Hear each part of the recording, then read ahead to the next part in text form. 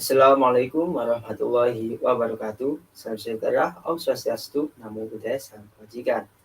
Bagaimana kabar teman-teman semua? Semoga baik-baik saja ya.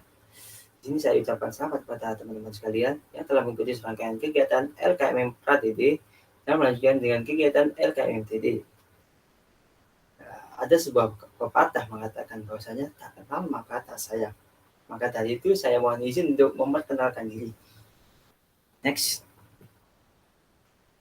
Perkenalkan, nama saya Ahmad Zulfikar Rafli, biasa dipanggil Rafli, asal saya Gresik. Dan ada sedikit data-data dari saya sendiri. Mungkin teman-teman bisa melihat di PPT saya. Ya, sebelum saya memasuki materi, saya ada sedikit intermezzo nih teman-teman. Next. Ya, mungkin dari gambar ini teman-teman bisa menebak materi apa yang nantinya akan saya sampaikan. Baik, dari Mas Firul silakan. Terima kasih Mas Firul atas pendapatnya.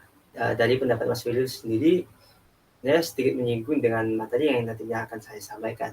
Tapi sebelum saya sampaikan materi-materi yang nantinya akan saya sampaikan, ada sedikit rules di mana teman-teman harus mematuhi rules-rules ini. Yakni yang pertama ialah dilarang makan, dilarang tidur, serta boleh membawa cemilan. Oh ya, ada sedikit instruksi lagi teman-teman. Di sini sifatnya diskusi dua arah ya teman-teman. Jadi di sini saya sendiri bukanlah orang yang paling benar di sini. Mungkin dari teman-teman sendiri ada yang memiliki pendapat bisa disampaikan. Jadi next. Ya, yang pertama administrasi dan tata usaha. Administrasi merupakan usaha dan kegiatan yang berkaitan dengan penyelenggara kebijakan untuk mencapai tujuan, kegiatan kantor dan usaha.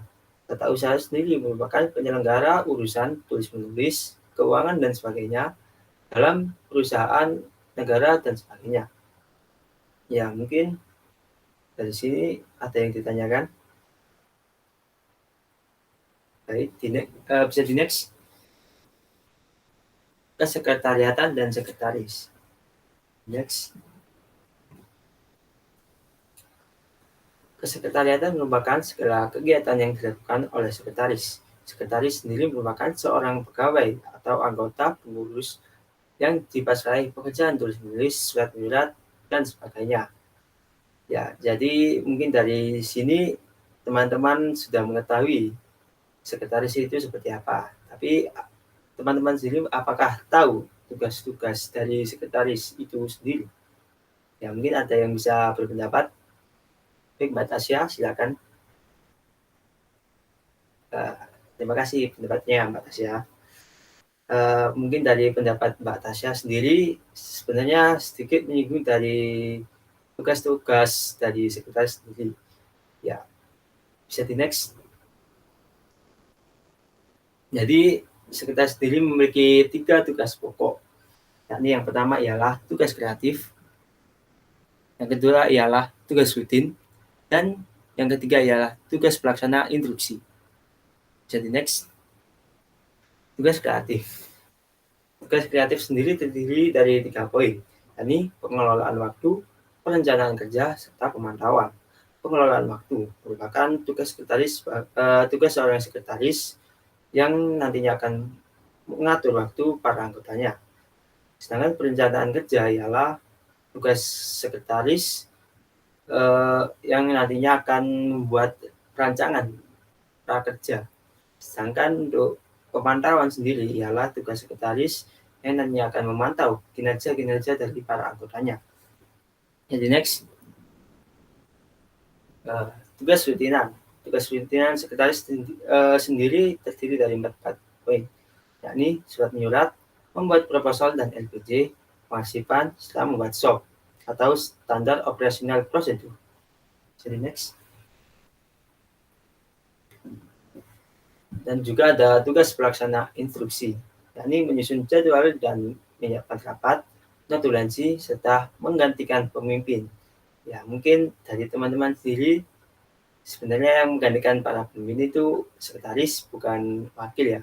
Ketika tidak ada struktural wakil di satu organisasi, maka yang menggantikan tugas sebagai seorang pemimpin ialah sekretaris. Bisa next. Ya, ini ada beberapa tips nih untuk menjadi sekretaris handal. Ini teman, titen, serta telaten. Teman sendiri dalam bahasa Jawa ialah sungguh-sungguh. Sedangkan titen itu dalam bahasa Jawa sendiri bisa diartikan sebagai cekatan gitu ya teman-teman. Serta telaten itu bisa diartikan sebagai konstanta atau terus-menerus. Sehingga jika disimpulkan, kunci untuk menjadi sekretaris handal ialah orangnya harus sungguh-sungguh, orangnya harus cekatan, serta orangnya harus mudah hafal dan mudah ingat apa saja yang perlu dilakukan. Bisa di next. Ya, ciri-ciri surat resmi yang baik ialah yang pertama menggunakan surat, yang kedua ialah terdapat nomor pembuatan surat, lampiran, dan perihal, dan yang ketiga ialah menggunakan ragam bahasa resmi, yang keempat ialah buka dan ditutup menggunakan salam yang digunakan oleh kebanyakan orang, serta yang kelima ialah adanya cap atau stempel dari lembaga yang mengeluarkan surat tersebut. Jadi next. Fungsi stempel. Fungsi stempel sendiri ada 3, yakni sebagai tanda pengesahan, sebagai penguat sebuah keputusan, dan sebagai penanggung jawab.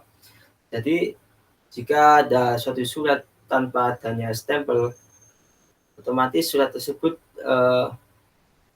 memang surat resmi tapi kurang resmi lah istilahnya teman-teman. Mungkin ada yang bisa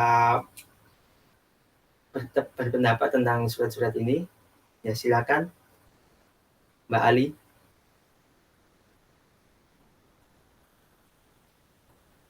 Baik, terima kasih atas pendapatnya Mbak Ali. Jadi benar teman-teman apa yang disampaikan oleh Mbak Ali, bahasanya surat yang resmi itu surat yang nantinya pastinya ada stempel, tanda tangan, dan sebagainya.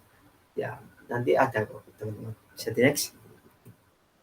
Ya, di sini terdapat fungsi SOP atau Standard Operational Procedure. Yang pertama ialah memperlancar tugas kerja, yang kedua ialah sebagai dasar hukum bila terjadi penyimpangan, yang ketiga ialah mengetahui dengan jelas hambatan, yang keempat ialah mengarahkan tim untuk sama-sama telaten di dalam bekerja, serta yang kelima ialah sebagai pedoman di dalam melakukan tugas. Jadi next. Ya, terima kasih teman-teman telah menyimak saya dengan seksama. Mungkin dari sini ada yang ditanyakan.